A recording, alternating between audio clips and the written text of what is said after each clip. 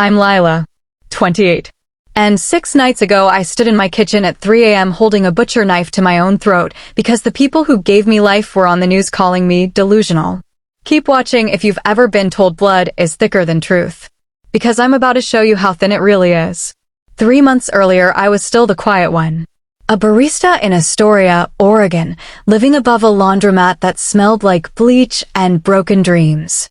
I sketched murals on napkins, paid rent late, and once a week took the 7:15 bus to Seaview Nursing Home. Grandma Rose was 91, blind in one eye, sharp in both ears. She'd grip my wrist with fingers like bird bones and whisper, "Draw the ocean louder, Lila. Make it roar." Everyone else called on Christmas to ask if the will was updated. I called on Tuesdays to ask what flavor Jell-O she hated that day. That was our normal. Until the normal snapped. One Tuesday, the nurse handed me Rose's silver locket. Inside, a tiny brass key and a folded note in handwriting I knew by heart. For the storm, my lighthouse. No explanation. I slipped it on. Felt it burn cold against my skin like it already knew. 2 weeks later, Rose was gone.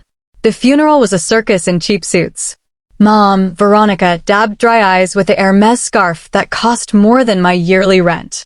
Dad, Marcus, checked his Rolex every eulogy, counting minutes the way other people count sins. Golden boy Victor, my brother, live-streamed condolences for LinkedIn Cloud, angling the camera so the casket was just out of frame.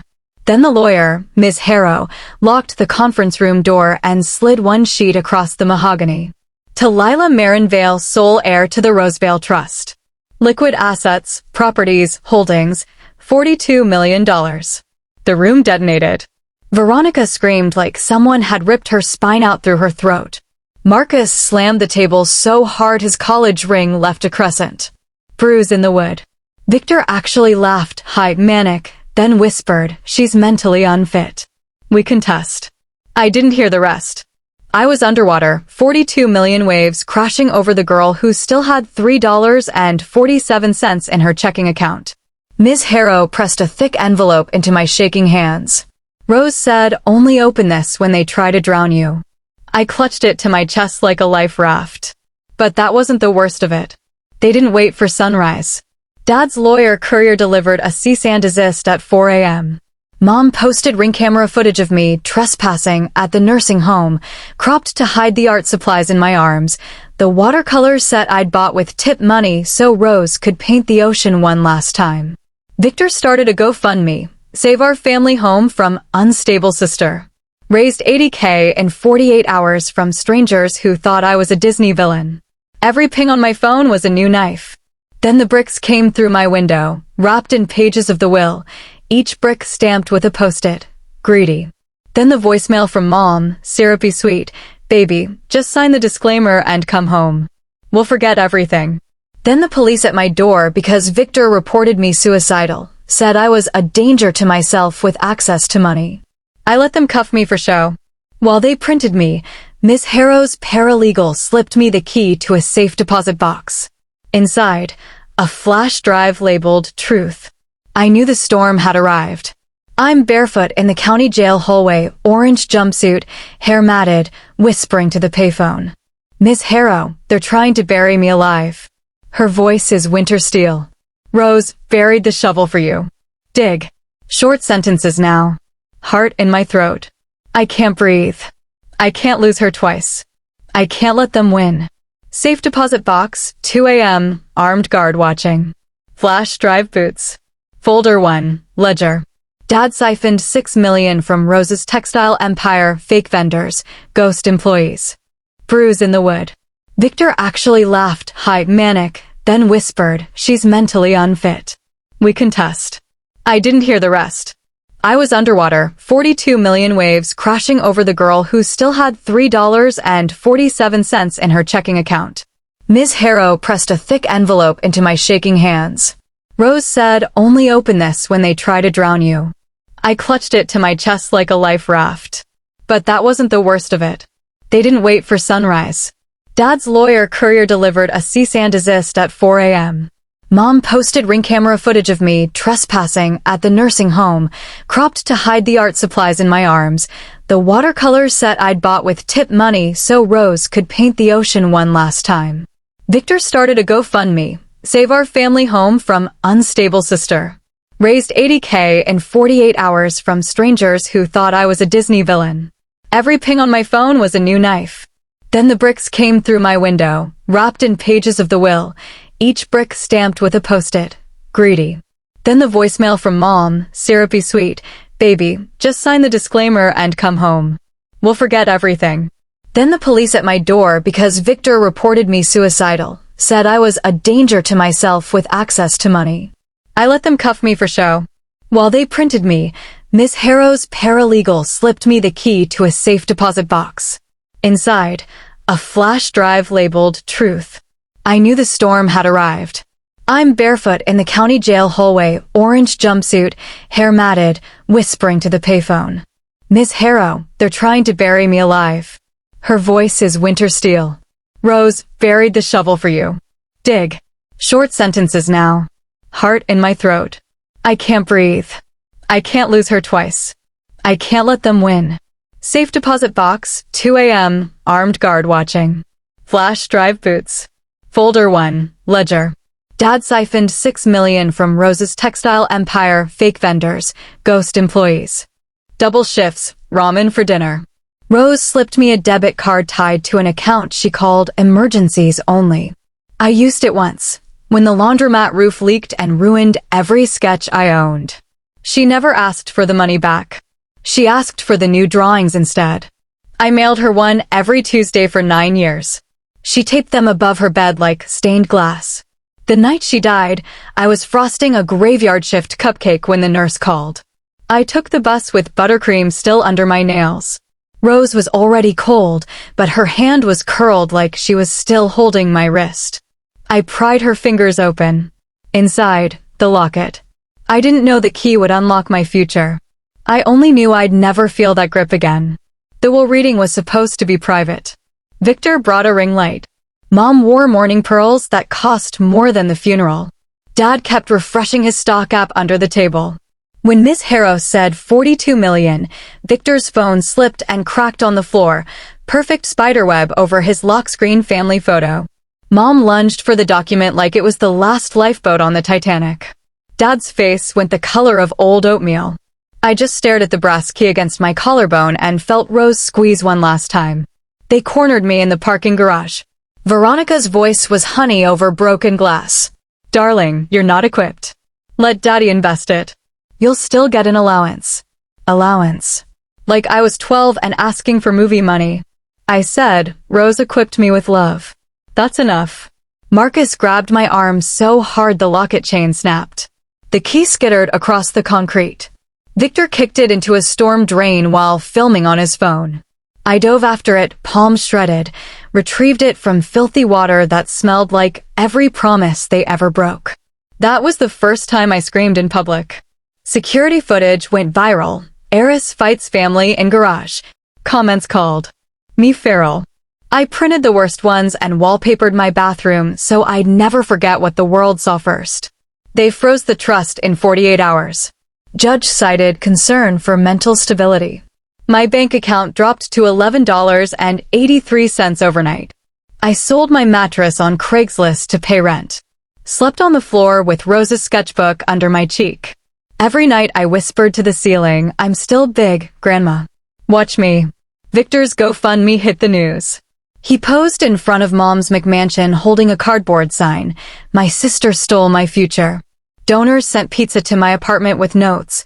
Hope you choke. I ate it anyway. Starving artists can't afford pride.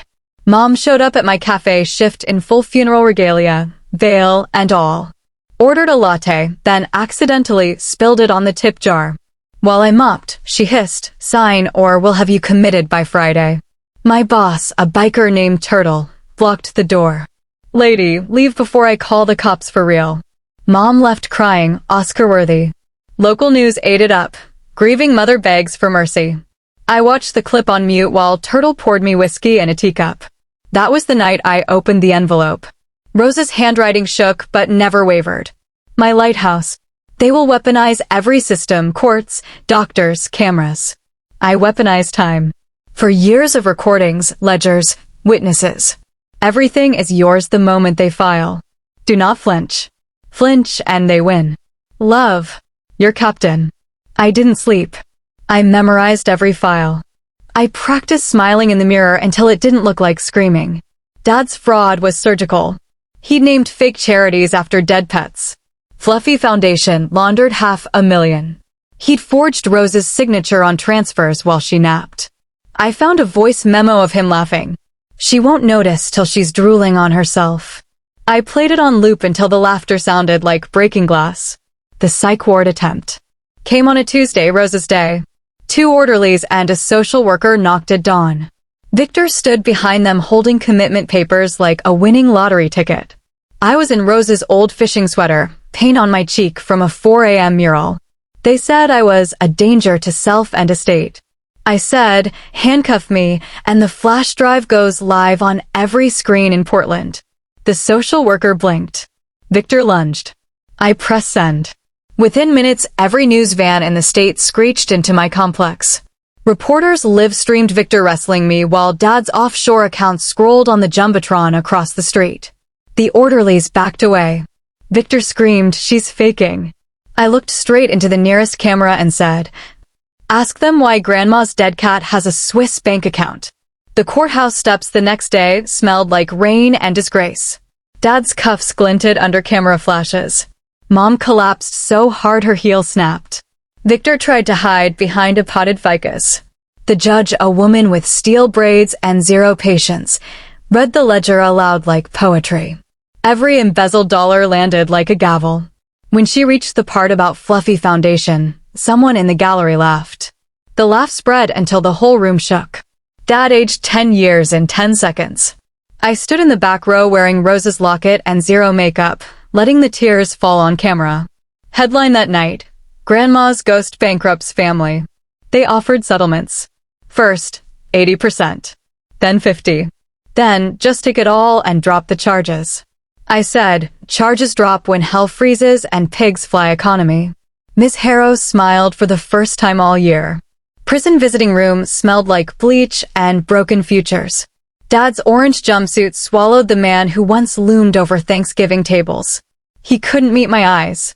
I slid Rose's last sketch across the table, me at 8, holding a lighthouse made of crayons.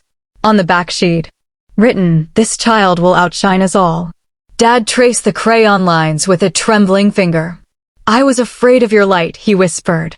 Afraid I'd be nothing if you were something. I said, you were nothing long before I shone. He cried then, ugly, snot-nosed, the way children do when they realize monsters are just scared men. I didn't comfort him.